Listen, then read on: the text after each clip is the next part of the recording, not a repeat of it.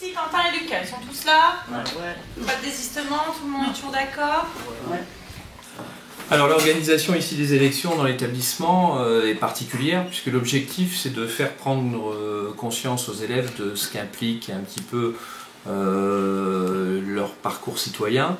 C'est-à-dire que on a décidé d'organiser les élections de telle sorte que les élèves soient mis en réelle situation, une situation qu'ils vont connaître quand ils seront adultes, citoyens, et qu'ils auront donc à exercer leurs droits au cours des différentes élections auxquelles ils auront à participer. Alors, pour ce faire, on a donc créé un véritable bureau de vote avec isoloir, avec tout le matériel nécessaire pour que les élèves puissent retrouver un petit peu ce qu'ils trouveront plus tard en tant que citoyens. Ça suppose un certain nombre d'étapes, une organisation. Évidemment, on a 29 divisions dans l'établissement.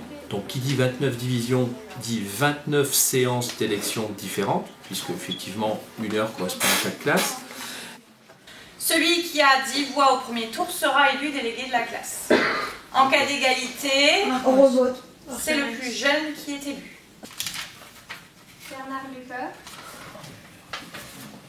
Alors quand les élèves sont élus délégués et représentants de leur classe, c'est-à-dire qu'ils vont représenter leur classe dans les différentes instances, notamment en conseil de classe, en conseil des délégués au cours de l'année, il faut savoir aussi qu'on a besoin de représentants élèves au niveau de, j'allais dire, de l'organe qui vraiment permet à l'établissement de fonctionner.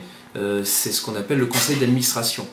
Et il faut donc que des représentants des élèves y participent. Pour y participer, ils devront être élus par leur pairs, c'est-à-dire par l'ensemble des délégués élus, lors d'une élection qui aura lieu ici au collège le mardi 13 octobre. Ça veut dire que ces élèves-là représenteront non plus leur classe, mais l'ensemble des élèves du collège dans l'instance qui est le conseil d'administration. Là où se décide tout ce qui a trait à la scolarité des élèves au sein de notre établissement. Ils sont élus délégués de la classe. Félicitations à vous.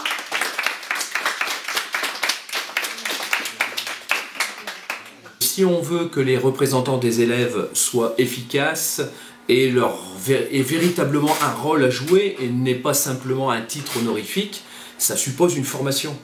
Et effectivement, les élèves qui participent tant au conseil d'administration, mais même au conseil de classe, ont besoin d'avoir un minimum d'éléments de formation pour pouvoir exercer leur mandat de la meilleure des façons qui soit. Et vous passerez à la deuxième réunion au vote pour les délégués au conseil d'administration.